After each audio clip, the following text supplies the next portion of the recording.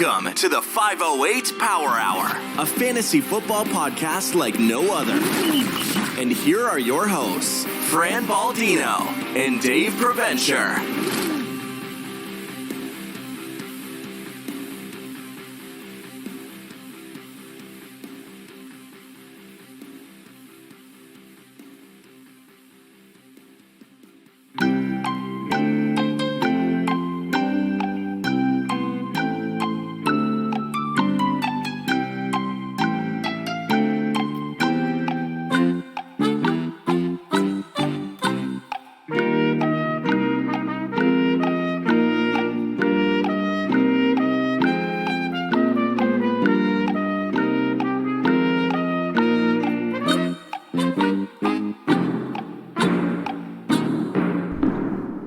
Welcome to Wednesday, November 11th, 2020, Episode X, and the tribute to our guy, Mr. Alex Trebek. I mean, Fran, I don't know if you grew up listening to Alex Trebek's voice over the years. It was him, Bob Barker, Charles Manson for me, and it was just the greats of television really teaching you what life was about, and we lost a good one. A good one. Yeah, speaking of voices growing up, I mean, we lost another one, Tommy Heinsohn.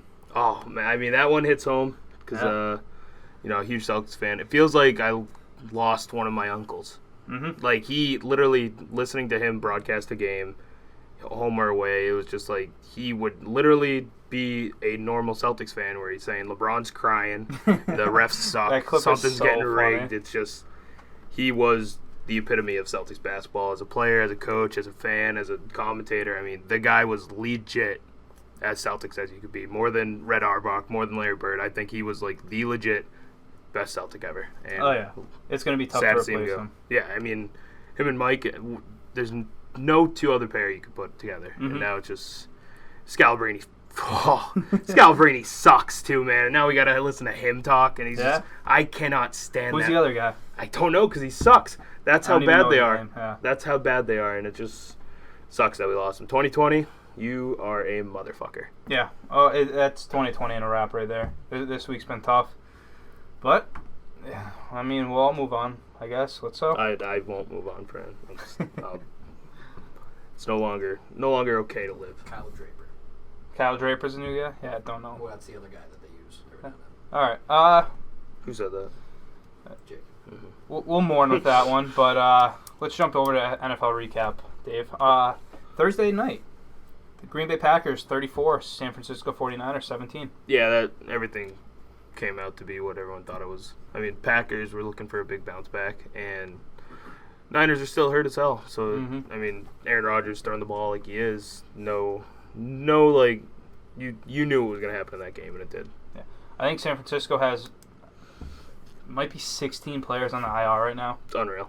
Going into that game. And, like, every other game, it seems like for them, 2 or 3 people get on that IR. Yeah, and it's not like it's not like Dalton Keene going on the IR where nobody knows who that is. Mm-hmm. It's George Kittle. It's your starting quarterback. It's all 4 of your starting linemen. Like that literally key players for that team, and that's why, I mean, they have a chance to hit the playoffs, but in that division, it's tough as hell. Yeah. Oh yeah.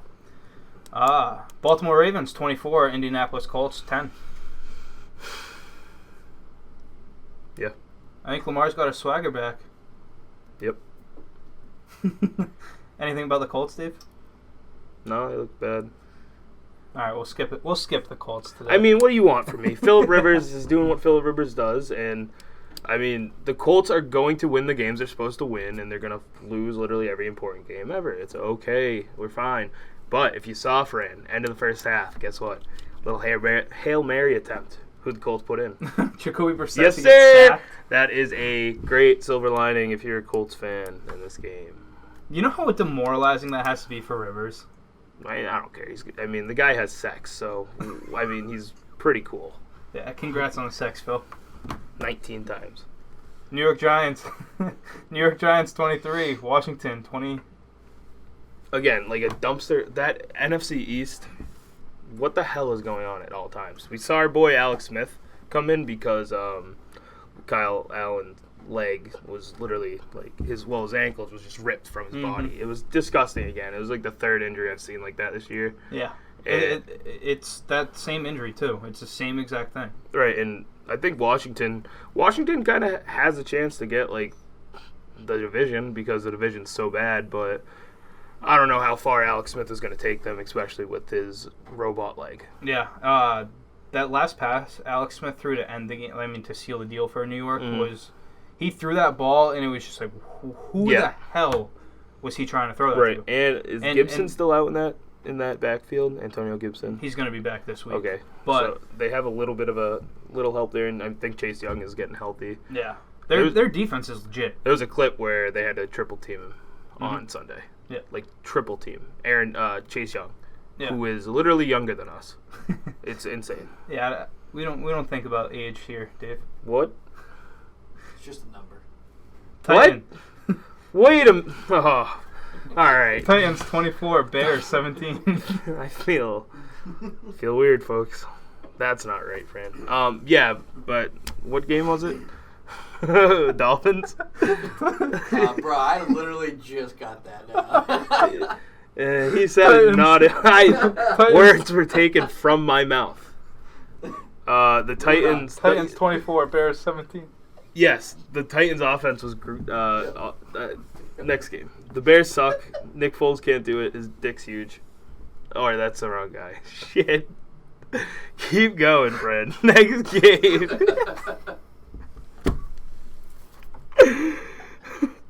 I'm crying.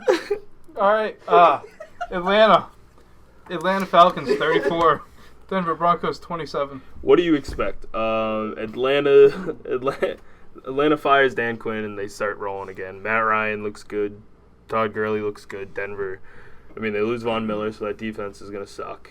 But you got a little potential in Drew Lock. You got something building for the future, and I think that Denver can make some noise if everyone stays healthy and maybe they get a running back that's not an alcoholic drunk. But Atlanta kept them in the game. Atlanta went way up and then did exactly what the Falcons do. Yep. They cannot. I don't know if whoever like the organization is. I don't think they understand when you're up. You usually want to run the ball so the clock goes down without. You know what I mean? It doesn't make sense to me. Their usage of Gurley and Brian Hill is pretty confusing as well.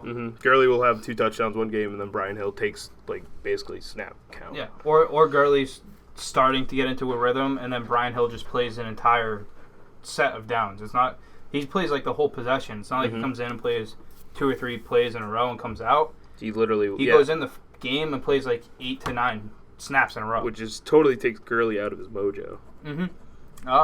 Kansas City Chiefs 33, Carolina Panthers 31. Hell of a game. That was one of the better games I've seen in a while. Oh yeah, that game was sweet. Teddy Bridgewater looked like a beast. And again, like we said in previous weeks, Pat Mahomes is the MVP this year, but nobody's talking about him being the MVP because he has that LeBron effect where he's expected to be great. The guy has I think 25 touchdowns, 1 pick. Yeah, that's insane.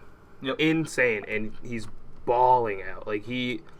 His reads are disgusting. It's not even like he's everything's a contested catch. It's not. It's perfectly played football by Pat Mahomes, and it's fun as hell to watch. And Teddy Bridgewater with his big schlong, he just put it out there and almost beat.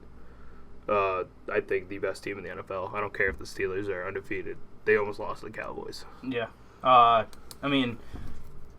What is it? Travis Kelce's looking like an absolute stud right now. He's literally number 4 in receiving yards as a tight end. Which is, that's Tony Gonzalez stats. You know what I mean? That is some of the greats do that. Yep. And Travis Kelce, he's just a fun-loving guy too, man. He is a very cool, down-to-earth person. Yeah, he's fun to watch. But Houston Texans 27, Jacksonville Jaguars 25. That was a ugly game. Jake Luton looked good. Wicked. He threw the ball like a motherfucker. His arm is strong as hell. We sat here when Danucci's Pizza. When Danucci came into the game, how I can't stand how a rookie quarterback comes in and they're just check down, hit that short pass. Jacksonville came out and Luton threw a 75-yard touchdown on Chark. I think it was his first pass or second pass of the game. So is that what you want? who's better in that scenario right now, Gardner or Lutton? It's almost you have the same ceiling, I think, with both right now.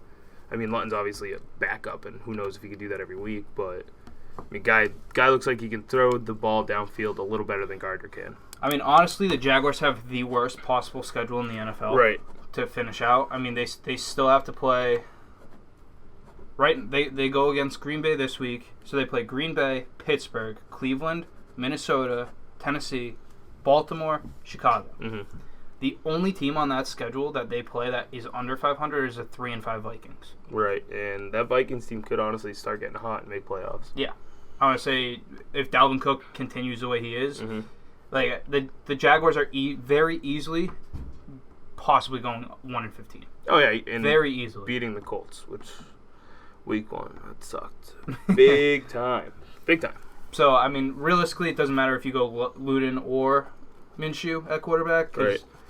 Honestly, neither of them have a chance with that schedule. They might be able to squeak out one win, and maybe against that Browns team. Yeah, the Browns maybe. I mean, but it's not looking good there. No. Minnesota 34, Detroit 20. Yeah, Dalvin Cook is looking like Dalvin Cook. It's retarded. It's stupid. I hate it because you have him.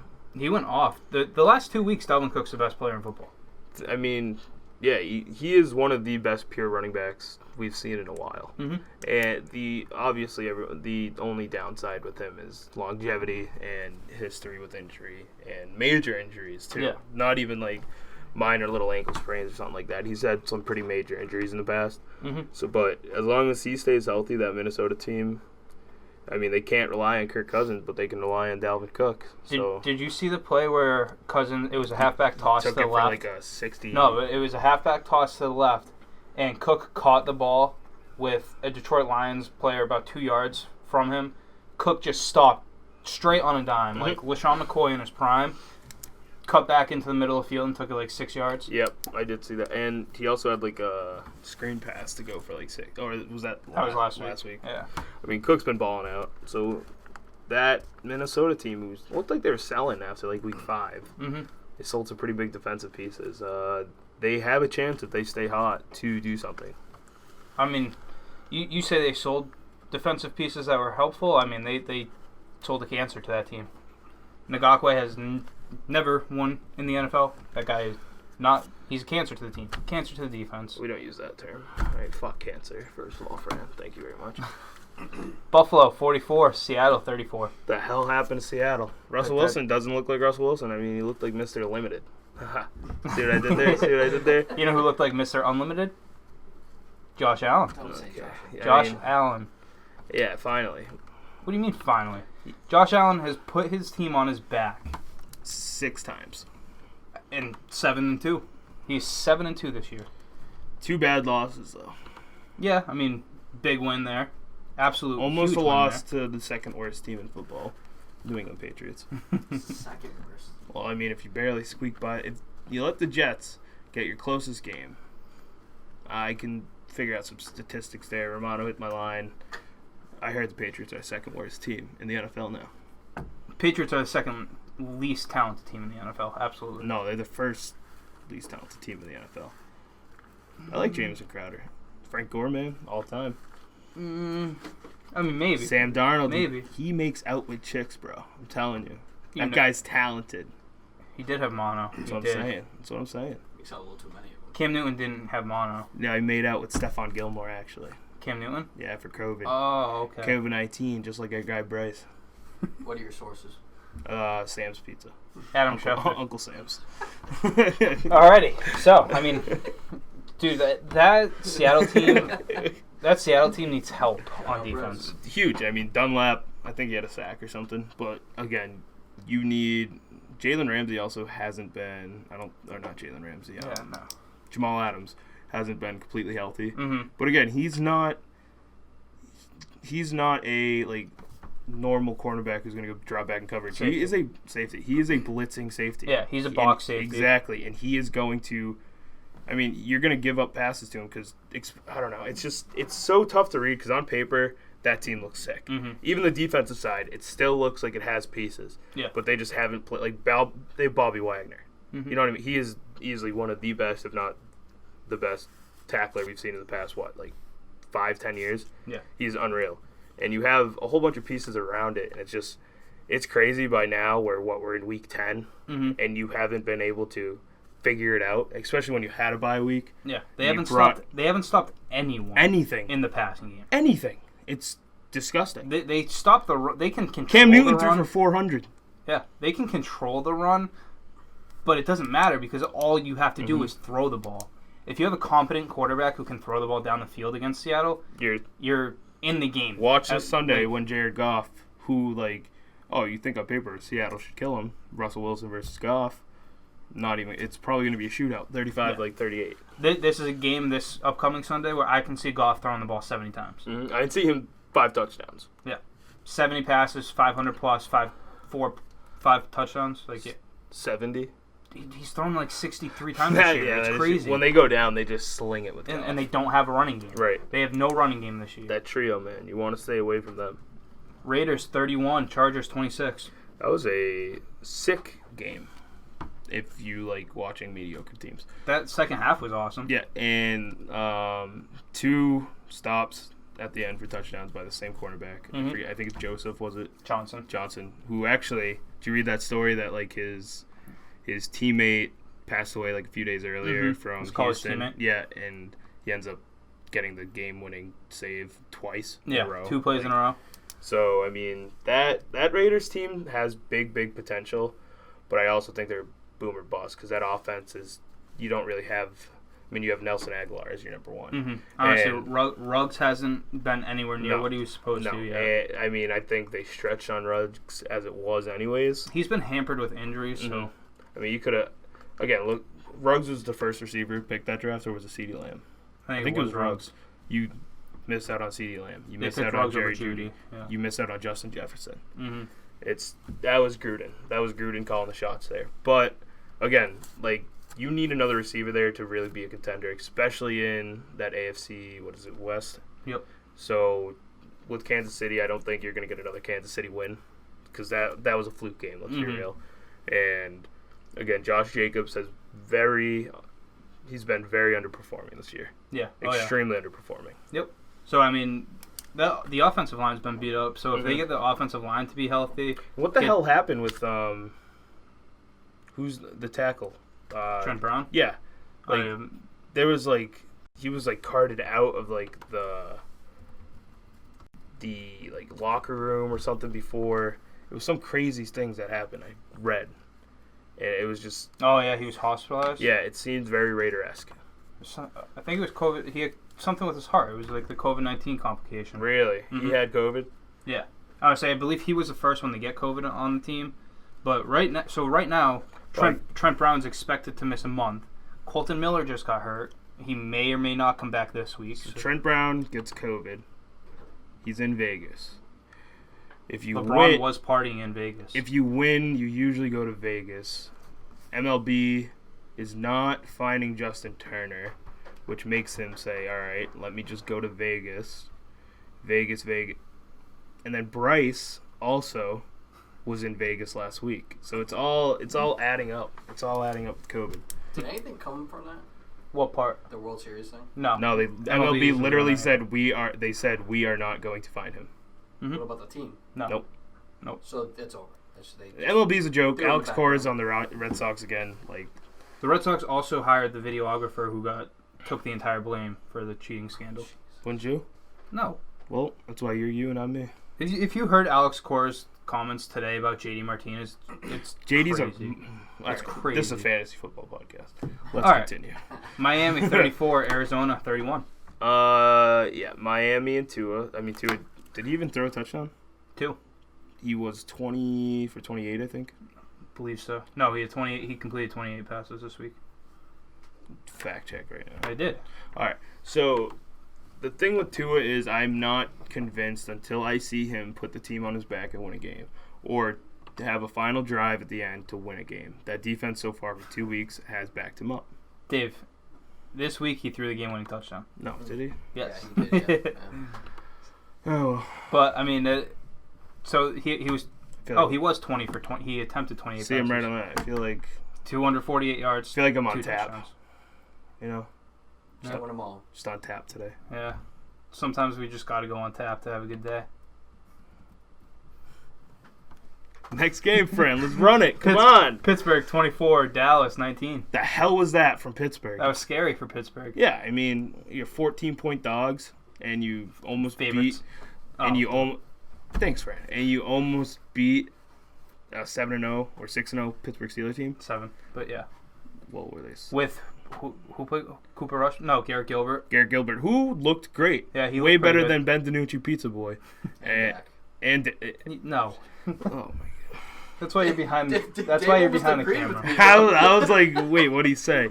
But no, Gilbert looked good enough. But again, Big Ben, knees broken, points at his knee, does a Jesus impression, goes into the locker room, second half comes out, winning. Like, that's Big Ben for you. He actually hurt both knees. I mean, what else do you expect from Big Ben? Both knees were probably hurt A before. Big Ben injury is literally not the same. Mm-hmm. He is built Exactly. different. And I'm pretty sure, like, on the offseason, he doesn't do shit. Like all these other quarterbacks, like Russell Wilson, he spends $1 million on the offseason just preparing his body, like all the crypto shit or whatever it is. And Big Ben probably eats like a fucking Philly cheese sandwich and then just... Guy goes to McDonald's every day. Yeah. Drive through, you know. That's what I'm saying. He's a G. Couple 2-3 Big Macs. I mean, he's a true guy's guy besides the whole incident he got into in the past. New Orleans 38, Tampa 3. Brady looks like New England Brady. Last year New England Yeah. Brady. What the hell happened? That was I think that was a Tampa Bay look-ahead game. Mhm. But I don't know why you would look ahead because, I mean, it's just insane that sometimes the Saints can look like a totally different team. Yeah. And then they just step up and blow the doors off of who seem to be likely like NFC like the team after blowing out Green Bay and then Tom Brady lighting it up against Las Vegas. Mm-hmm. So it's like I don't know where that team stands. I mean, you add Antonio Brown and you drop 3 points. So Ho, ho, ho. that was. Speaking about legal troubles. I think honestly, if you're Tampa, it's like you're going into that game. You've already lost once to the Saints. You're supposed to come out here and you lose can't by sweep 27. You can't get swept by them. And now you have Chris Godwin coming back. Yeah. And Mike Evans. Well, Godwin played this week. Right, and he's starting to get into Yeah. the swing more, which you then also are trying to get Antonio Brown more snaps. It's going to be, and then Mike Evans looked like he tweaked a hamstring almost, but I didn't see anything of it. But you're going to have these 3 guys that are competing for huge volumes, and you also have Scotty Miller, who was a big part of Brady's success in the past weeks, and Gronk, who's been a big part of the success. Everyone's targets are going to get lower, and Bruce Arians already said Antonio needs to see less snaps. Yeah. Because that offense isn't gelling like they should be. I mean, you saw Brady barely beat, what was it? Was it the Bears? Not the Bears. Bears. The On Thursday night. Yeah, you saw him get pissed, and you saw the team start working together. And then the next week they dominated. And now it's like they got complacent at 6-2 or 5-2, whatever it was. And now you see that they're going to have to work on definitely that defense and definitely that offense, because what the hell was that? 3 points? Nice wake-up call for them. Exactly. It didn't seem like Brady was trying to force it to Antonio a little 100%. more than he should have been. I don't think he was. I feel like there was some plays where like he could have, did like a check down, but he's throwing it 50 yards downfield trying to get Antonio the ball. I don't know. I think the Saints honestly played it like a low zone and wanted Brady to throw the ball. Also, deep. you got to understand, Marcus Lattimore is Mike Evans' father. Yeah. Like, there is no... Marcus Lattimore is one of the best quarterbacks in football. And then when you put him against Mike Evans, who is a physical specimen, and he just shuts him down, he went 0-4 on catches. He's in Mike Evans' head before Mike Evans even steps on the field. Exactly. Every time. Every single time they Mike play. Evans, yeah, career-wise, Mike Evans is, like, literally shit against Marcus Lattimore. Yeah. So it's just... I don't know. If you know that going into that game, as a coaching standpoint, there's just... Bruce Arians is a good coach, but, like, is he? Like, everyone's all about the air raid offense and all that, but, like, when it works, it works. But when it doesn't, it does not fucking work. Yeah. Jameis Winston last year. Or, Jameis Winston. Like, it's crazy. Or 2 years ago. I don't see how everyone just buys into Bruce Arians blindly. Because, I mean, with Tom Brady and that many weapons, you shouldn't be 6-3. You shouldn't be putting up 3 points. Right. You should score a fucking the touchdown. craziest part about the offense, they ran the ball 4 times. Mm-hmm. That's the lowest an NFL team has ever ran the ball in a game. Really? They had a total of 8 yards in the game. Meanwhile, your running game's been cooking. Yeah. For the past 5 weeks. But the problem is Brady comes out, he throws incomplete pass, pass, incomplete pass, punt. He did that 3 different times. And you notice in the that first lately quarter. with Brady these past couple of years, when if he starts off slow, there's not that second switch that Brady used to have. It's like, all right, shit, we're done. Yeah. Like, I'm not like, you see them down 20-3, 4 or 5 years ago, you're like, well, the Patriots are winning this game like by double digits. Now it's like, shit, does Brady even have what Brady has? Yeah. And Brady just loses his some cool. games it looks like he legit is still like a 35-year-old slinging it. He's throwing 404, but then the next game you get him 150 and a pick or 2. Yeah. Like, what the hell? Final game Monday night. New England Patriots 30. New York Jets 27. Let me say this. How much did Denver beat the Jets by? 4. How much did Denver beat the Patriots by? Check that one for you. I think it was more than... I think it was like what was it, 7 or 8? They won that game by 6. So if you were to do like a little bit of figuring it out, Broncos are better than the Patriots, and the Jets are right below the Patriots. Yeah. Who's that second to worst team? Patriots. I think it has to be the New England Patriots. Mm-hmm. I mean, they squeaked out 2 easy wins, 3 I should say, against first that Miami team week 1. Yep. Which was, I mean, They weren't ready. no, they weren't ready. When they play the Miami team again, they're gonna get beat. But it's just you're basically losing to the Jets if Nick Folk doesn't hit a 51-yarder, which is very likely that he's not hitting that, and you're going to overtime. If you're letting, which Patriots fans for the past 2 years and say like 6 months, oh, Patriots defense. You let the Jets score 27. Joe Flacco. Jamison Crowder only had 26-1. Joe Flacco looked elite. He did. That touchdown pass he threw 50-yard bomb. was to it Crowder or Perriman? Perriman. He had 2 of them, so. No, the one right before half. Yeah, it was Perriman because That Crowder only had ball- 26-1. That ball was insane. Yeah. That was prime. Like prime Joe Flacco deep ball. And that's one of those balls where he also throws that you get a pass interference. Yeah. That's what I remember Joe Flacco for. J.C. Jackson just played like absolute garbage. The only thing you can look at that was good from that game for the Patriots, Jacoby Myers, I guess, finding himself. Mm-hmm. But is that more because he played the 0-8 New York Jets, or because right, Myers. or because Cam Jacoby Newton Myers is good? Is it The me? second coming of what? What do you mean? What does Nate say about Jacoby Myers? The second coming of... Of probably Randy Moss or some stupid shit. Something like Jim Rice or something like that. No, I think he Baseball says player. some stupider shit like Kembrell Tompkins or something. But I just think it's tough. Jerry Rice. That's what I meant. Continue. Who is this guy? You hired him? I block him out. That's fucked up. But what were we talking about, Fran? Pats.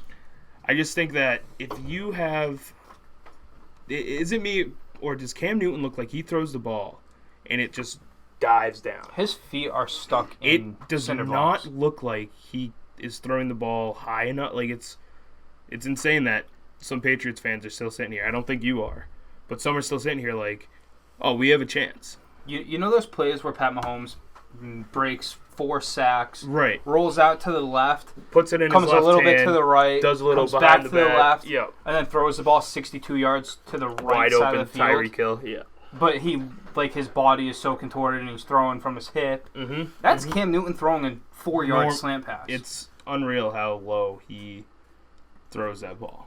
His left foot is facing the left sideline. His right foot is stuck in the middle. He can't turn his body to the right side of the field. And to it get looks the like ball when to the it's right. like a 3rd and short or 3rd and long pressure situation, he throws a goddamn duck every time.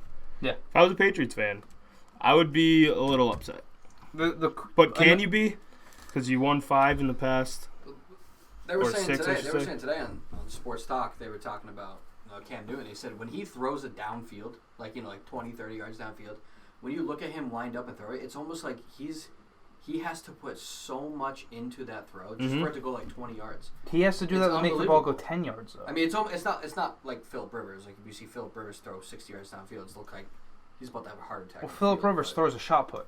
Yeah, but I'm just saying, though. I mean, the hell is this? Like Cam Newton throwing 20 yards downfield, it's like he has to put every ounce of energy. Classic Patriots fan right there, going after the Colts when they're down. See? Yeah. It's unreal. You cannot escape. Phillip Rivers is a record-breaking passer. He's a father. I didn't throw Phillip Rivers in a bus. I was just saying when Rivers throws it like 50 yards downfield, look at him. He looks like he's having a heart attack. It's just like classic Patriots fans trying to defer to a different team. Mm-hmm. But then I come back to Cam Newton, and Cam Newton throwing 20 yards downfield. It's like, Jesus, dude. He can't it hurts. It hurts my arm watching Cam Newton throw. Yeah. Like, his throwing motion is terrible. He throws it like he can't get the ball over his head. No. He can't throw it to the right side of the field. I mean, he had 2 games this year. Cam Newton has thrown over 200 yards. One against the 0-9 New York Jets, and number 2 was against the worst passing defense in probably NFL history. Yep. You didn't have 200 week 1? No. 197, I think. Cam Newton also has only thrown 2 passing touchdowns, and they're both to Rex Burkhead. He can't throw a touchdown to the tight end. Can't throw a touchdown to the receiver. When you really bring out the stats on the Pats fan, that's tough. 2 touchdowns to 7 interceptions. 2 games out of 9 over 200 yards. 7 games.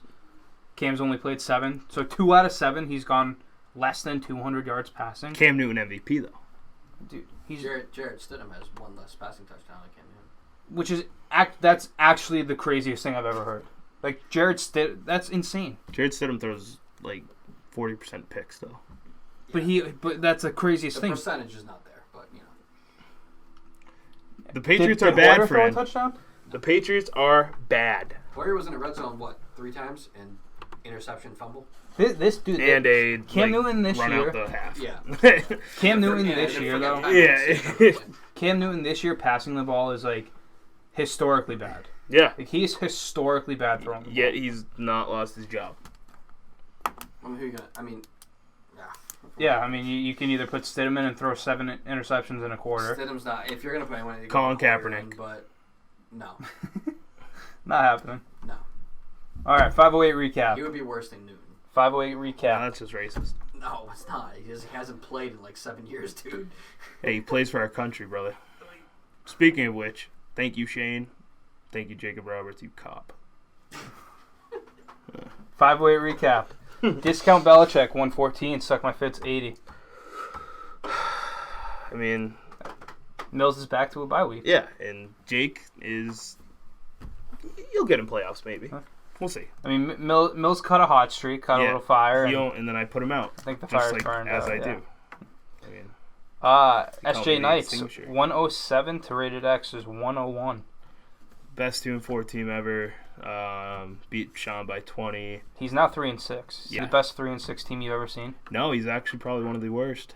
I don't think he should have those 3 wins. But hey, Pittman, you're my guy. You helped me get C-Mac for this year. But what can I say? C-Mac ain't mine anymore, so you're no longer my problem. Maybe we'll be rivals. Who knows? The Bald Bandit, he's out of this league this year. Tank complete 128. Armageddon for 7 110. What the hell? I mean, 2 ugly-ass teams. Yep. And Nate sold out. He's gone.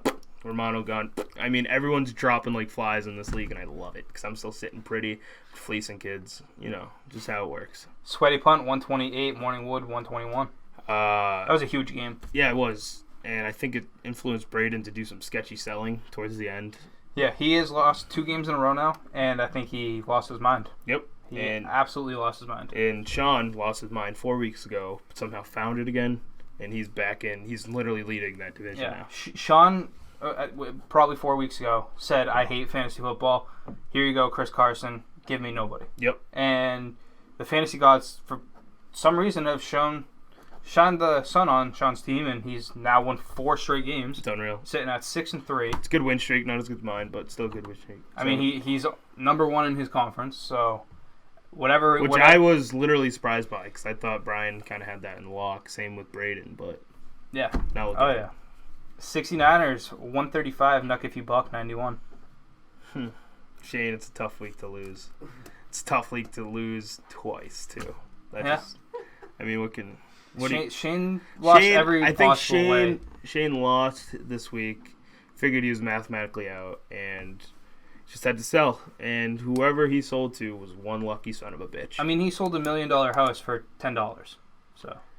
Hey, I ain't mad about it. Yeah, I mean, it is what it is. But it is what it is, Franny. Huh?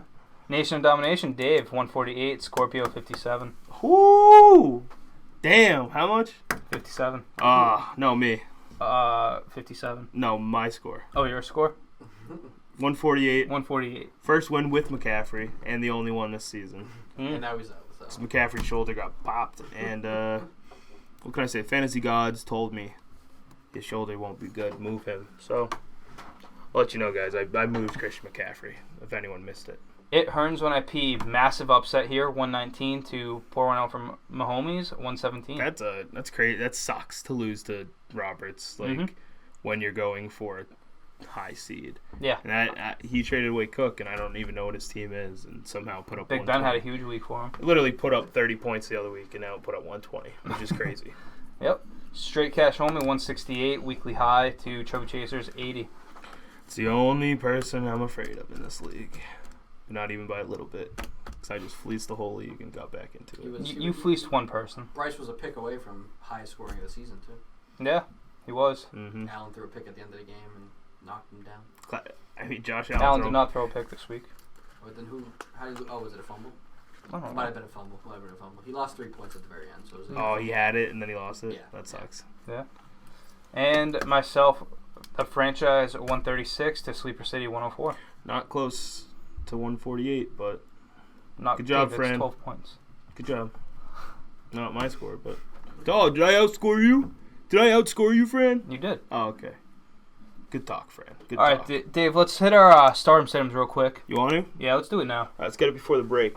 So, I'm going to start off with the quarterback. I'm starting Mr. Carson Wentz himself. I mean, I am the biggest believer in the Eagles. I have been a believer this whole year. And I still think Carson Wentz, after this bye, he gets some weapons back. And I honestly think he's going to destroy the New York Giants. Mm-hmm. And the Eagles are going to show why they're going to get a playoff spot at 7-2. They're going to tie another game. Yep. Who you sitting? Mr. Ryan Tannehill gets that Colts defense. I mean, I might be a little biased here, but Ryan Tannehill really can't throw the ball as well as people think. Mm-hmm. And I think they're going to have to rely on Derrick Henry here. Even though the Colts defense, like I said, is very good, Derrick Henry is just unstoppable. Yep. I think Tennessee maybe gets up early and finishes it with Derrick Henry just running it. I agree with that. I'm going to be starting Tom Brady. Whoa. There's absolutely no way Brady comes out Sunday against Carolina. And the talk right now is Brady's done. Brady can't do it. And Brady's going to shut everyone up the way he always has in his career after a brutal game like that. Brady's going to have a huge week this week. I think that offense is going to gel. At least for this week. I don't know if they'll gel for the long term, but this week is big for Brady. I respect it. And shockingly, guys, I'm going to sit Cam Newton once again. Whoa. Against Baltimore. Ooh. I mean, I said what I said about Newton earlier. He might be the worst quarterback in the league right now. Yeah. I mean, honestly, small leagues, like 12-man leagues, Newton shouldn't even be on a roster. No. But if you have him, don't play him. Baltimore's pass defense is huge. I mean, no shot they're letting Newton throw the ball. Should go to running back? Yeah, I'll start a running back. I'm going to start James Conner against Cincinnati. Big Ben's banged up. Honestly, he actually got placed on COVID list. Hopefully he can play. Either way, if Ben does play, his knees are banged up. I don't really think they're going to rely on Ben to throw the ball that much. So they're going to lean more so on the run game, which is James Conner. And against Cincinnati, hopefully they get up early, and Conner can just kill the clock and run the ball. I like that. I'm going to be sitting on the opposite side of the ball, Joe Mixon. I mean, he's playing Pittsburgh. That defense is ridiculous against the run. He still might be a little banged up too, Joe Mixon. Yeah, honestly, Mixon definitely is going to be banged up again. I mean, if he's full strength, he's not doing anything. We saw what Pittsburgh has done to every running back they played. Last week, Zeke was held out under 10 points once again, even with the big lead that Dallas held. So I'm sitting Mixon. I will be starting Mike Davis in lieu of Christian McCaffrey's news today. He will not be playing. He's going to be week to week. And Mike Davis filling in. I think that last week before McCaffrey came back, he didn't do much. But, I mean, that guy's been a beast on offense. He has basically been commanding all touches. Against Tampa Bay, it might be a little tough because that defense might try to get back on track. But you saw what the Saints did last week, and I think Mike Davis can do a little bit of that in the backfield, little check down situations, take the ball. And then I'm sitting Melvin Gordon for obvious reasons. I still think he's little boozy, you know. He still looks drunk when he's playing. Mm-hmm. Did he have a touchdown last week? Melvin? Yeah. I don't think so. Philip Lindsay looks like he's getting the goal line touches too, which is, I don't think that shocked too many people. I think Philip Lindsay is, I honestly don't really know why Melvin Gordon was ever brought into Denver, because I think Melvin Gordon could have fit a whole bunch of other places, and they had their guy in Philip Lindsay. Gordon didn't play last week. Yeah, and so if he doesn't play, I'd be sitting Lindsay too. I just don't like that matchup for them. Mm-hmm. And for what are you doing at receiver? Starting Jarvis Landry. Ooh. Cleveland, after a bad game, gets a bye. Or did they get? Yeah, they got a bye, Mm-hmm. and now they're coming out off that bye. Odell just got his ACL repaired, so his boy Jarvis is going to probably ball out for him. Rashard Higgins, he got, I think, three catches, 5 looks last week for like 20 yards, or the 2 weeks before. And so Baker against Houston. Houston's defense is like disgusting. J.J. Watt is still looking for his 100th sack, and he got it last week. Did they? Because he did get it. For the past like 3 weeks, they've been like, this could be J.J. Watt's 100th sack game, and it never happened. Yeah, he got it on Jake Luton. Poor kid. Mm-hmm. But, again, I think Jarvis Landry balls out. He's literally the number one. And who else do you have? Donovan Peoples-Jones. Yeah. I don't mind, but, again, Jarvis Landry's going to do and Rashard Higgins, but Higgins doesn't do much. Yep. And I will be sitting Adam Thielen. That Minnesota team is literally just running the ball, and that's all they have to do. Against Chicago, too, that is a very tough matchup for wide receivers, and I don't like Kirk Cousins throwing the ball there. Kirk Cousins I don't buy into still. The only reason the Vikings are 3-5 is because Dalvin Cook has been going off. Absolutely. So I expect the wide receivers to get blanketed pretty heavily, and, I don't see Cousins even going over 200 yards. Yep. I'm going to be starting Travis Fulgham. Even with Jeffrey practiced today. He might play. He may play. We'll see. But either way, Fulgham, I'm starting him. Since week 4, Travis Fulgham has the most red zone targets in football at 7. So that's huge. Absolutely huge. Since between week 5 and 8, Travis Fulgham has a 29% target share, which is 5th highest in the NFL. So I think no matter what happens at receiver for Philly, I think Fulgham's earned the trust from Carson Wentz, and I think he's established himself as the number one. Who you sitting? I'm sitting Corey Davis. Nothing last week. He may. I'm just seeing this right now. Corey Davis's brother actually died of cancer 5 hours ago. So, thoughts and prayers for Corey. If he doesn't play, that's tough. I had him sitting against Indianapolis, but I'm going to switch that one to AJ Brown. I'm going to say AJ Brown against Indy. Hopefully Corey does play. That sucks. Just saw that right now. This fucking guy. But yeah, all right. I'll sit both Titans receivers. Indianapolis is going to be pretty tough tomorrow. They're coming off a big loss against Baltimore, so they're going to want to shut down the passing game. And like you said earlier, Tannehill can't really throw the ball, and they're going to rely on Henry all day. Tight end. Who am I? I'm going to be starting T.J. Hawkinson. Ooh, Detroit boy. Yeah, I don't think Galladay's going to play again on Sunday. They're playing Washington. Washington's pretty bad against tight ends, and without Galladay playing, Stafford has looked Hawkinson's way pretty often. So I expect Hawkinson to have a big week. I'm going to be sitting Jared Cook against San Francisco. I don't think... I think the Niners are going to get blown out this game, and that's a big game for Kamara and Murray. If anything, Breeze is looking towards Kamara and towards Michael Thomas. So I respect that. I am going to be starting my guy, Tonyan. Richard Tonyan. Robert Tonyan. Fuck's sake. Big Bob. Anyways. He's your guy, huh? So, well, I had to trade him to make sure I got my trade. You know, we have a love-hate relationship right now because he didn't do anything last week. But the Green Bay-Jacksonville game, it's one of those weird 1 o'clock games where I could see, like, somehow, like, Rodgers throws 5 touchdowns, but they're all to, like, weird-ass people. I think Jacksonville, is 4th against tight ends this year. So Tonyan is looking to have a huge bounce-back week, and I think Rodgers is going to try to gain some respect from the other receivers so Devontae Adams doesn't get, 5 touchdowns every week. So I expect Tonyan to have at least 50 yards, a touchdown, 5 catches. And I am sitting Jimmy Graham. He has produced a bit with Nick Foles, but again, I do not trust that Nick Foles offense. And I think with Minnesota's defense, they might actually be up, and they might rely on the run a little bit.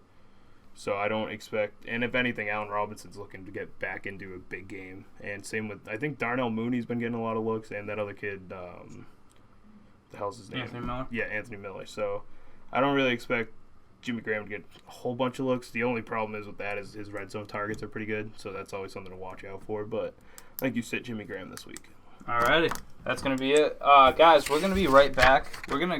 We actually had our trade deadline in our league yesterday. We had a whopping 27 trades. We're not gonna hit on the exact trades. We're just gonna give you the big ones, what every team traded away and traded for, and Dave's gonna grade them for you guys. We'll be right back.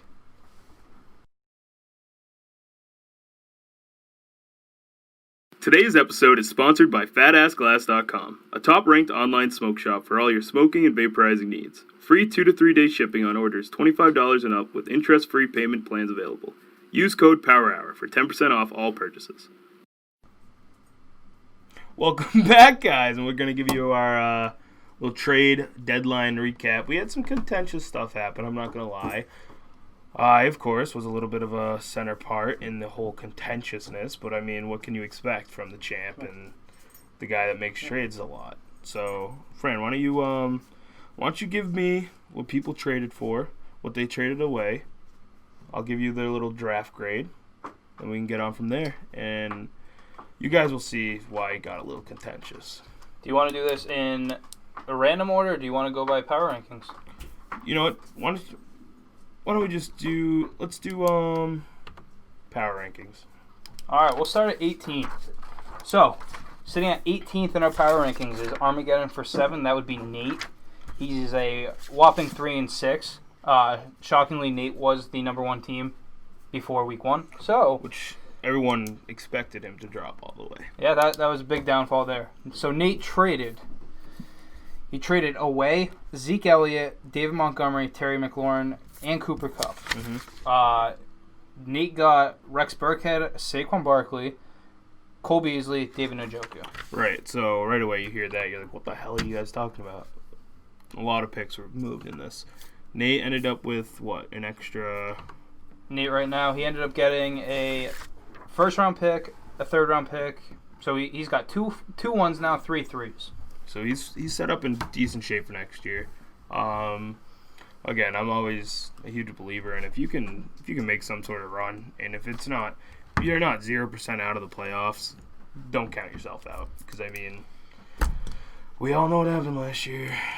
Yeah. I did that. I was 2-4. I was basically out, and I ran the table. So it's just like, if you have to sell, I get it, but some teams don't really. But Nate, he sucked in the division, sucked in the conference, so it's just.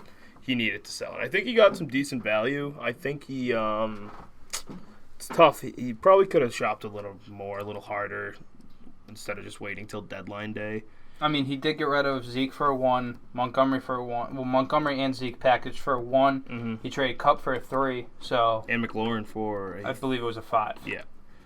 So, I mean, that... Which is sneaky if it's a 5, because I texted him once. I was like, hey, let me get McLaurin for a 5. And he was like, no. So I'll just remember that. But I'll give him a B. I think he put himself in a huge position for next year. But again, it's Nate, so that can only go so far. Yeah, I mean, it was... McLaurin was also a 3. Oh, okay. Yeah. B+. Alrighty, so B+ to Nate. We got Suck My Fits, 2-7. That's Mills. I don't even know what he really did at the end of the Where trade is deadline. I think he Mills. was just kind of left out. He traded Barkley, so he got rid of Barkley and Jared Cook. He traded for Eddie Jackson, and I couldn't even name the Denver's tight end. Not Noah Fant. Aqua Good Bun. Mills now sits with 1 first round and 2 seconds. And he ended up getting a 6th in that trade for Jared Cook. I don't know what he's keeping, though. So it's like... Burrow. Oh. He's got Burrow as a keeper. All right. I think he could have... Saquon being hurt, it's tough to move it for anything more than like a 2. Mm-hmm. Unless you have 2 1s. Especially because Saquon is a 1. Right. Not much you could have really done there, to be totally honest with Mills. So, give him the C. Just because it wasn't no boom, wasn't no bust. It was just kind of middle of the pack. He did what he needed to really do. Alrighty. My dad was sitting at 2-7, 16th in the power ranks. He actually made no trades yesterday. Yeah, I'm going to give Paulie an F. F, alright. For the trade deadline. If we're being honest, he helped me out huge, giving me Cooks, which helped last week, which helped me finagle my way into a decent trade for both sides. Yep. Roberts ended up, he is 15th in our power rankings. He is also 3-6. No, my dad was 2-7. Roberts is 3-6. He ended up trading.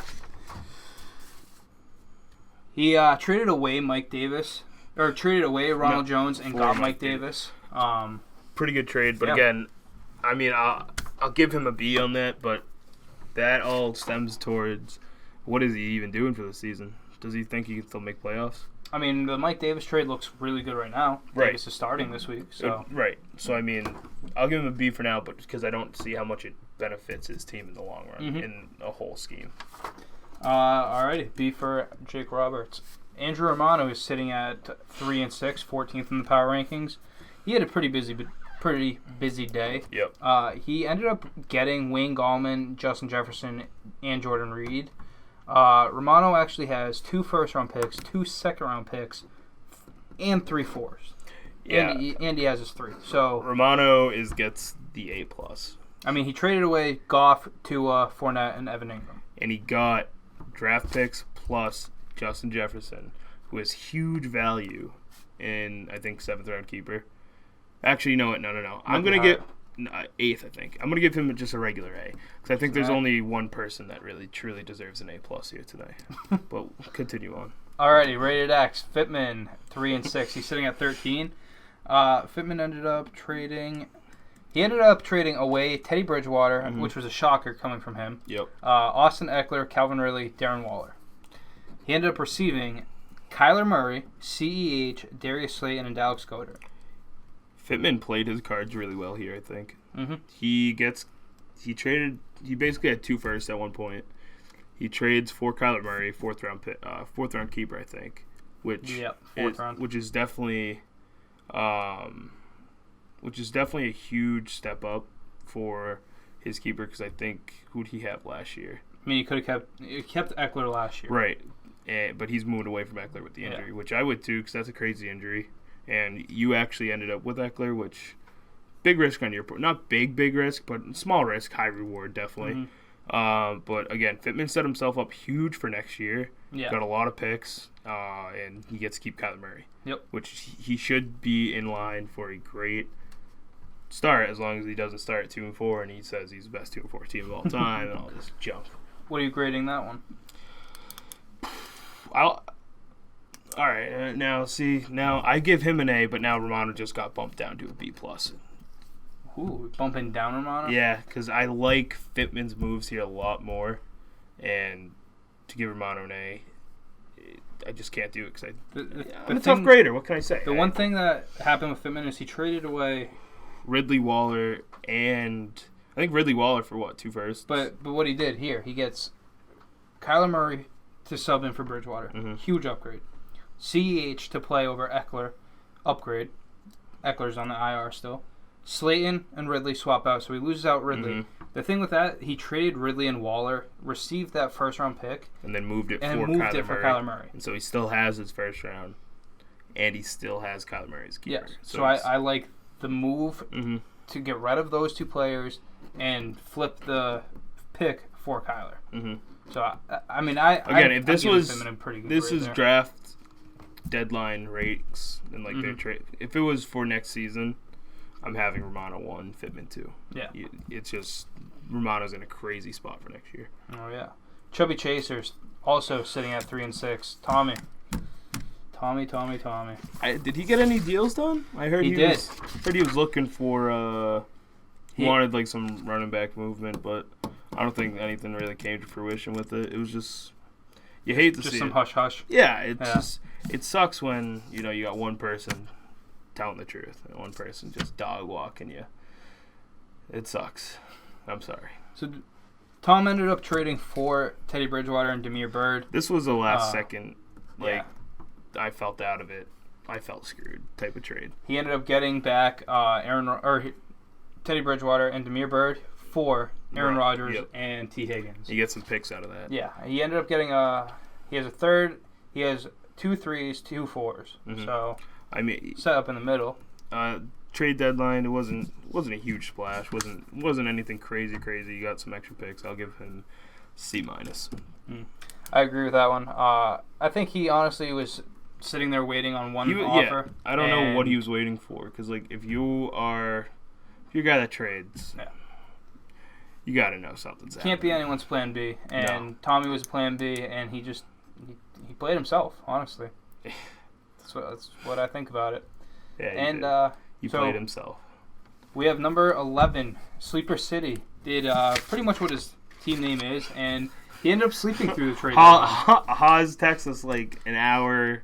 No, it was like the next morning. He's like, 2:15 a.m. Yeah, he was like, I wish I knew and I would have sold hard. Extend the deadline. Yeah, he's like, extend it. I was like, come on, Haas, pay attention. Get out of clear comm. Let's just, he's got a good team going forward, but again, in that division, it's stupid. And if he was in the East, I think he's easily in the playoffs. But again, he gets an F. Yep, absolutely. Jake Morrow, SJ Knights, he is sitting at number 10. He's 5 and 4. Mm-hmm. Morrow ended up trading for DJ Moore and trading away Rashard Higgins. It's a big trade for him. He needed help at receiver. Yeah. How much help that is, DJ Moore is very streaky, I think. I mean, he hasn't boomed like Robbie Anderson has. No. Which is crazy. Even Curtis Samuel's taking snaps from him. Yeah. I mean, he's had his game. He's like everyone in Carolina has had that 1 or 2 big games, but the consistency just isn't there.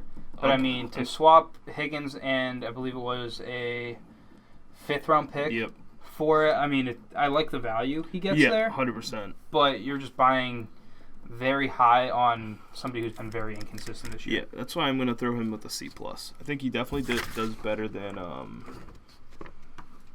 whoever I had at a C-. Whatever, keep going. Alrighty. Dave, we got to talk about this team here. Mm-hmm.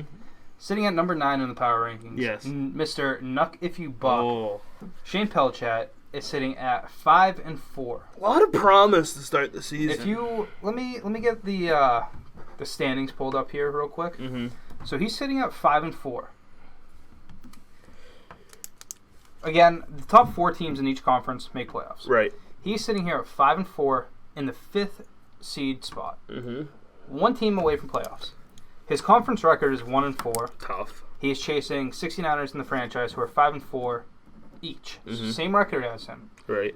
But they both have a game. One has a 1.5 lead, and the other has a 2.5 game lead in the conference.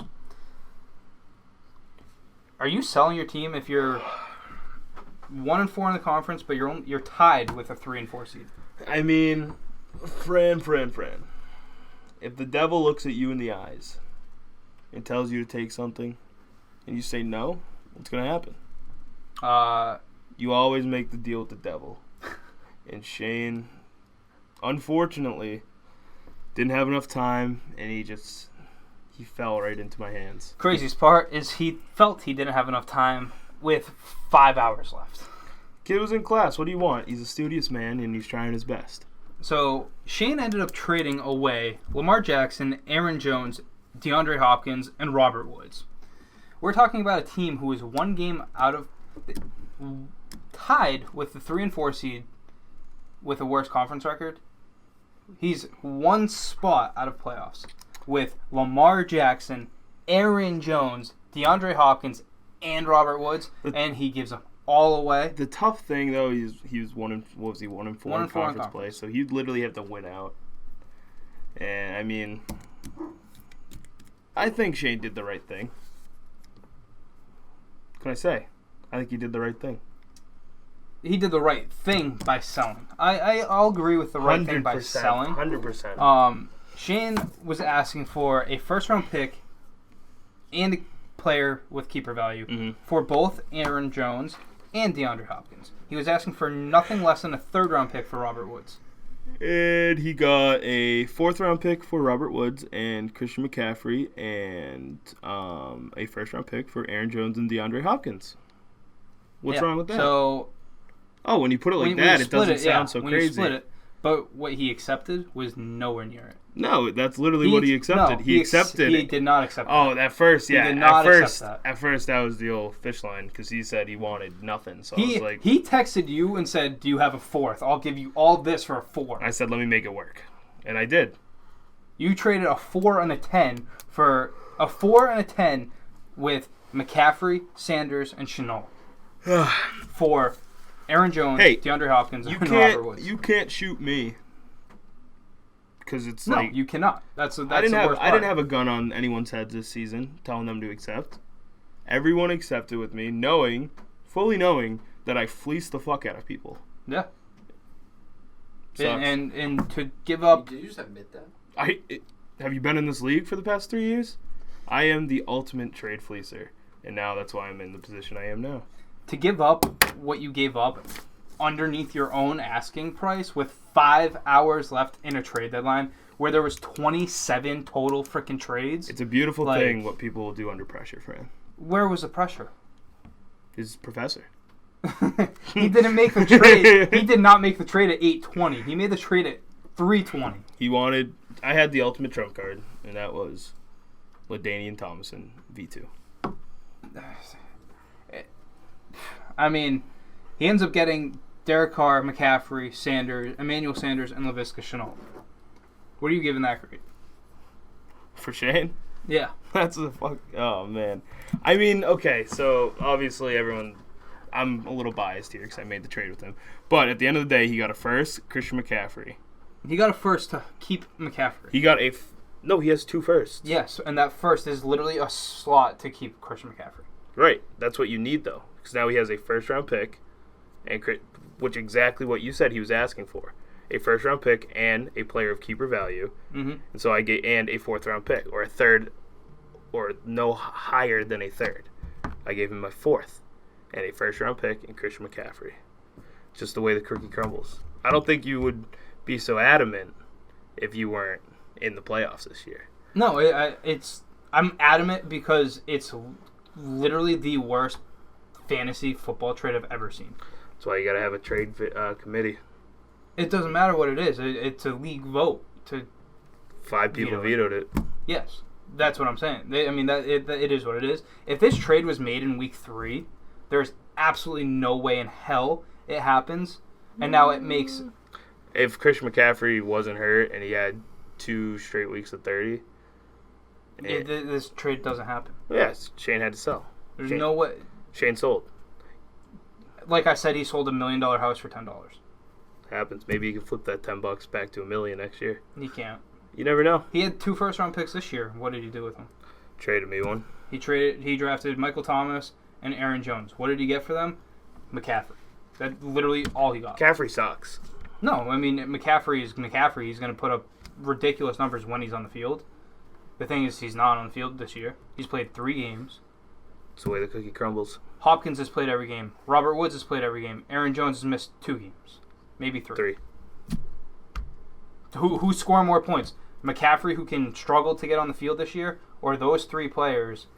I would take those 3 players any day of the week, and that's why I did. I think anyone listening to this podcast would absolutely take Robert Woods, DeAndre Hopkins, and Aaron Jones for Christian McCaffrey. Hell yeah.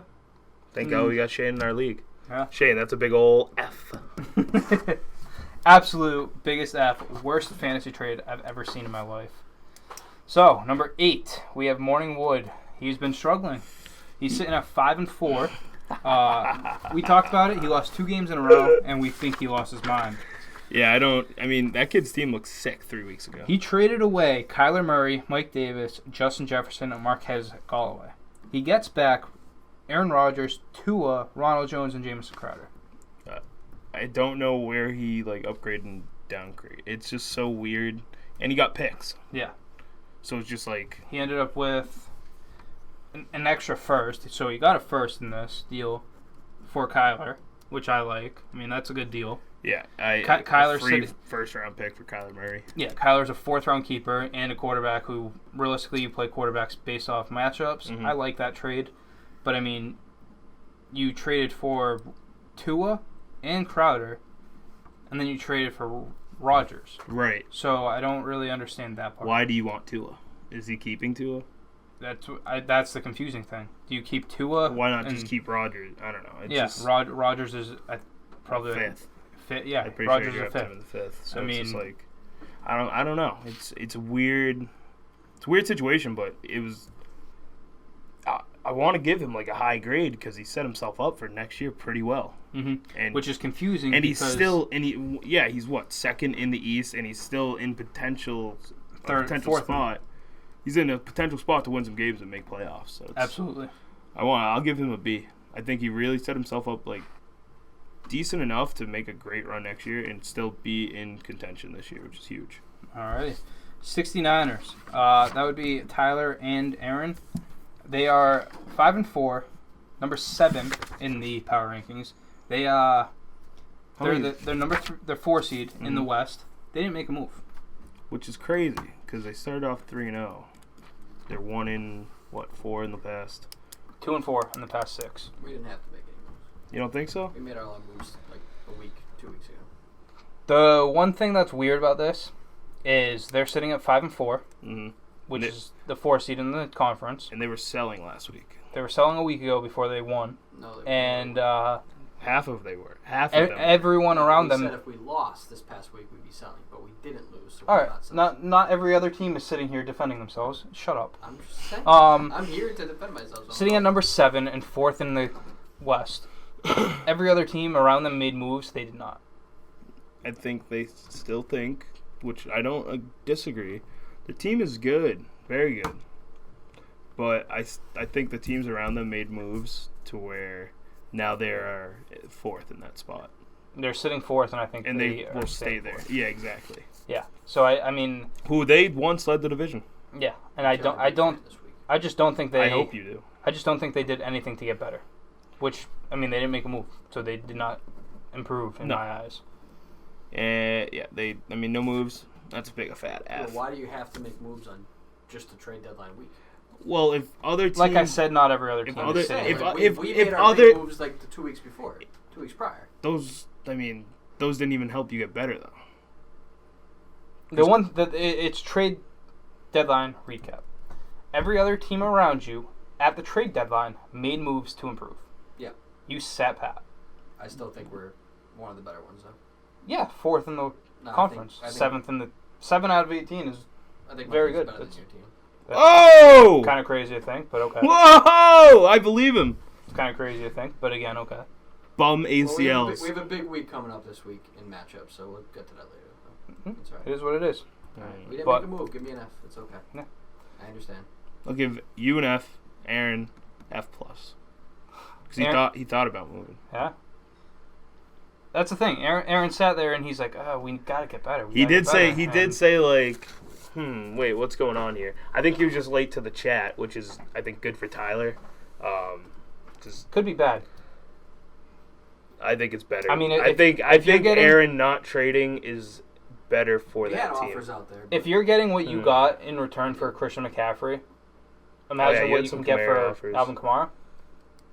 Should be able to get the house, huh? Yeah. Some teams have that to offer for Kamara. And Kamara's keeper value is sick. They didn't even put a feeler out there. on the trade deadline. Because we don't want to trade Kamara. They didn't even put feelers out there. I personally wouldn't trade Kamara If you because I mean don't 7th wanna round trade value. Kamara, You're right. Then you're not going to put any feelers. I gotta call Jake Roberts here. I want to see what he thinks about his draft grade. Oh, nobody else gets to say anything, Tyler. Well, they're not here, obviously. Yeah. Not. No one defends himself. Me and Dave are great. For the record, folks, Fran has gone insane. I agree with Tyler a little bit. I mean, he still gets an F. Yeah, that's all we're That's saying. fine, yeah. He can defend himself. He is I am here, here. so it's so when I go at you, you can't defend yourself. No, that's fine. Give me the grade. 0 for your life. Number 6, sitting at number 6 in our power rankings. Poor one out for Mahomes. That's a big fall for him. But he made some big moves this week. Yeah, I mean he's sitting 6-3. He is the number 3 seed in the East. So Mr. McGinn, he ended up trading away DJ Moore, Darius Slayton, Dallas Goedert. Mm-hmm. He came back with Calvin Ridley, Terry McLaurin, and Darren Waller. He did lose a decent amount of picks for next year. Yes. But again, Absolutely. he had a great trade deadline. Mm-hmm. He upgraded everywhere. Yeah, I like all 3 of the trades he made. I mean, for grade, I'm giving him a straight A. Yeah. Like he upgraded huge in receiver for at least stays healthy, of course. Huge with McLaurin. He's the only one that can get the ball thrown his way in Washington. And Waller's the number 2, and Goedert wasn't even playing. Mm-hmm. I mean, the drop-off between Kelsey and Waller is like 50 points, which is crazy. Because, I mean, you can see Waller does have a streaky weeks, depending on what the Raiders are actually doing with the scheme. But, I mean, he upgraded huge, and now I think he's in a great position to easily make playoffs, but maybe even win that division. Yeah, I agree. I absolutely agree with that. The first-round pick for Ridley and Waller is 100% worth it. 100%. Ridley has good keeper value, too. Honestly, I'm surprised Pittman didn't just throw in Adam Thielen just because. Right. Because I guess that's what we do in this league. But we're not salty. Number 5 in our power rankings, Discount Belichick. Can you call him? I want to hear what he thinks about it. Sure, I can, yeah, if you want me to. He's sitting at 6-3. He's actually the number 2 team in the East. Number 2 team in the East. Jake ended up with... This man got steals all around. Yeah, Jake ended up trading Jonathan Taylor, Cole Beasley, and Curtis Samuel. Actually, looking at that, doesn't really look like crazy upgrades. And he ended up receiving Joe Mixon, Cooper Kupp, and Brandon Cooks. When you look at that on paper, it does not look like a crazy upgrade. No. Besides a Cooper Kupp, maybe. Cooper Kupp over... Yeah, Kupp's an upgrade. The thing with Samuel is he's so inconsistent again. Right, He's you could literally weeks. have nothing this week. Exactly. And Taylor, I mean, I like Mixon a little bit more than Taylor just because Taylor really, I don't trust Taylor yet as a Colts fan. And Mixon, it's tough because his schedule sucks too. I mean, he comes back against Pittsburgh. Mm-hmm. And then Joe Burrow is just slinging it 24/7 when he's down. Yeah. And it's not a huge check down guy to mix in because that's more Gio Bernard. So it's just like, I mean, he got Mixon and Cooks for free, so good for him. Yeah. I mean, the Mixon and Cooks thing there, but, I mean, not for free. He gave up Curtis Samuel. So giving up Samuel in that spot I don't is know why tough. he said Curtis Samuel. Yeah. I mean... But I don't make the rules. I just listen to them. Another thing here is Jonathan Taylor's outlook 4 weeks ago was insane. I offered a you first round pick for him literally at one point. were upset. Yeah. Yes. Yeah. What the hell? I offered a first round pick Holy for Jonathan shit, Taylor. Jake. That's tough. And now Jake said no instantly, probably. yeah. Didn't even think about it. So thank God Jake liked Jonathan Taylor just as much as I did and didn't make the move. It helped me out, and the return he got for Taylor was much less than When I made that trade for Mixon and Cooks, we were in the chat, and he was like, "Wait, why are you making this trade? It seems like you're just doing it for another part." And I was like, "Don't worry about why I'm here, Jake. Just be happy that it happened." He's like, "Dave, tell me why you're here." Couldn't tell him. He'd tell Thomas maybe. Sorry, Thomas again. And what are you giving Dave? You mean what are you giving Jake? Yeah, Jake. Dave. I am going to... Looking at on paper, I mean, I think it's just a C. Again, he did move up, I think, 2 rounds. Or he moved down. So, again, he lost some draft capital. And I just don't see that Curtis Samuel throw-in was kind of iffy. I wasn't going to say anything. But, yeah, I mean, we'll see how far Joe Mixon can actually go. But I don't see him gaining crazy amount of wins, but I also don't see him losing it. I think he's going to get in playoffs, and he's going to stick right where he is. Yeah, I agree. Let's go to number 4, Sweaty Punt. That is the number 1 seed in the East. Crazy. Mr. Sean Hennigan. He's sitting at 6-3. We talked about it earlier. He wanted to sell his team about 4 weeks ago. He's won the last 4 games. I think he made absolute huge upgrades. A week ago, he texted me, "Do you want Deshaun?" I was like, "What?" Yeah. So now he's number 1. So Sean came in a little late in the talk and absolutely went and did what he wanted to do. So he ends up trading Rex Burkhead, Damiere Byrd, the tight end from Denver, Akwugbun, and David Njoku. He ended up giving up a first-round pick, which is tough here. But you get an underperforming Zeke. Yeah, he ends up getting Ezekiel Elliott, David Montgomery, T. Higgins, and Jared Cook. So I think he definitely upgraded huge. He lost some draft capital. I'm going to give him a B- just because Zeke's schedule is like the worst running back schedule I've seen. It's like Pittsburgh, Washington, you get Philly, a tough Dallas game because they can't, for some reason, play NFC East opponents. So I'm not. Nate tried to sell me Zeke earlier in the year, and I wasn't huge on him just because of his schedule. So I think I give him a C on this. He did upgrade huge, no doubt, and I think it's going to help him win that East. But yeah, he sold pretty high on Elliott. He ended up packaging Montgomery in with the Elliott trade, which I think saves him. Right.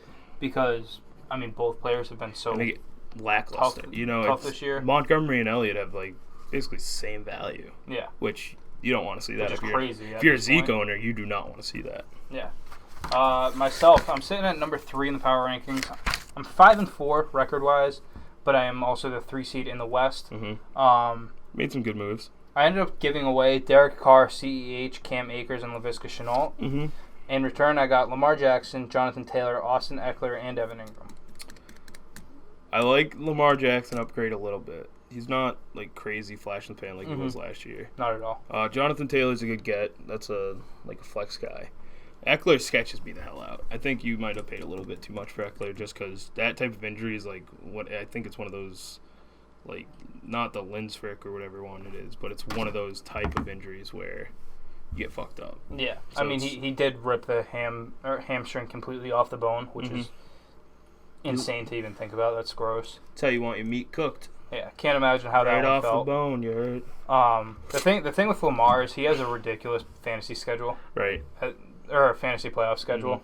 So weeks 14 through 16, he should become Lamar Jackson that we know. I mean, the thing with Taylor is he's underperformed completely, and Eckler honestly, the one thing is he just you did need a tight end, and Ingram's a decent upgrade, but again, he's streaky as hell too. He's got good matchups, but again, yeah, I mean, one week he can go out and get 10 targets, and half the time it's like the Giants are just using him as a run blocker, yeah, and then half the time he's getting 10 targets. So when he's one of the most athletic tight ends in the game. But Franny, I'll give you a B-. Alrighty. I'm sketched out with you giving up some stuff for Eckler and Jonathan Taylor, of course, but Lamar's a big get on your part. But you spent money on Derek Carr, so everyone's watching. Alrighty, Dave, sitting at number 2 in the power rankings. David, you're number 2 in the West. You are 7-2 record-wise. You ended up trading away Christian McCaffrey, Joe Mixon, Brandon Cooks, Emmanuel Sanders, and Jordan Reed. You ended up getting Jared Goff, Aaron Jones, DeAndre Hopkins, Robert Woods, and Curtis Samuel. Ooh. Made out like a bandit, huh? Yeah. It's crazy. Crazy. Yeah, I upgraded my receivers. I needed them bad. Got not one of the best receivers in the game, D-Hop, and Robert Woods, the top 15. Aaron Jones, number 8 running back. Lost my boy C-Mac, which is tough. But, I mean, getting Curtis Samuel, too. What a throw-in, huh? It's just fantasy gods, everything just seemed to pave the way for a perfect A-plus trade ranking. Absolutely. You can't, it might be cocky for me to say A-plus, but we all saw it in the chat. We all saw it everywhere. I fucking fleece Shane. Yeah, absolutely. Sorry, Shane, but he knows it. I know it. We all know it. He's happy with C-Mac. I'm happy with what I got. Yeah. We're both happy in the end. It's tough for everyone else. I don't think I give you an A. The one thing about it is my draft capital for next year is shot. You have terrible draft capital Right. and really no keeper. Travis Kelce, second round. Kelce in the 2 is good, but, I mean... Top 4 receiver right now. Yeah, he's... That's like some... I'm using he is the number 1 tight end. I'm doing no like what you would do. Like using your logic, your spin zones. I don't use that logic. Tyler does. Deontay Johnson, 4 out of 700 games. He's like the number 1. So it means he's the best wide receiver in Pittsburgh. 4 out of 7. But no, I mean, you literally have second round pick, which is going to be your keeper, and then 8th round is your first pick. Yeah, that's fine. As long as I got what I needed for this year. Mm-hmm. I mean, and you gave away McCaffrey, so that's never a good thing, honestly. I mean, gets me out of that handicap in the first round every year. For the number 1 overall pick, though. Right.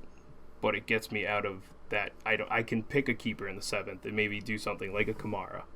It gets me out of... I agree with that part. Maybe a little Justin Jefferson trade action. But you could also take McCaffrey no matter where you Just, draft. I know you know, and you know, that what I have right now, come draft day, I'll make a trade or two. Yeah, most likely.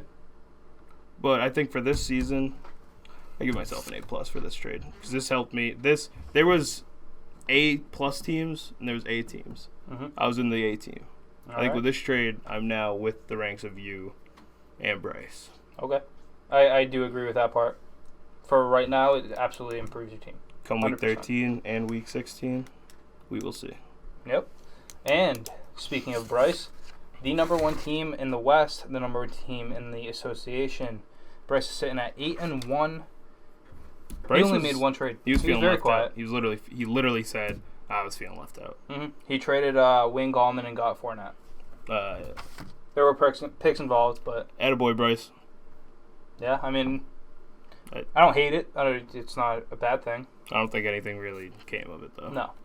Fournette's not going to sit here and blow the lights off anyone, and Gallman, same thing. I mean, you upgrade the position, but... Again, who knows in 3 weeks where Fournette is. Yeah, and that's not a trade that puts Bryce, like, You didn't need number Fournette. 1 team. He's to, not even holy starting shit, Fournette. like- He just literally wanted to make a trade. Exactly. So, I agree. What do you give him for a grade? C. D. C minus. C for Corona. C Good shit. minus. Yeah, you're right. C for Corona. So that wraps it up for our trade recap. Absolutely. We had, it was contentious in the chat. Yeah. 100% caused a big commotion.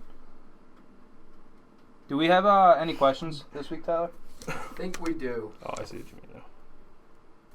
Let's see. 15?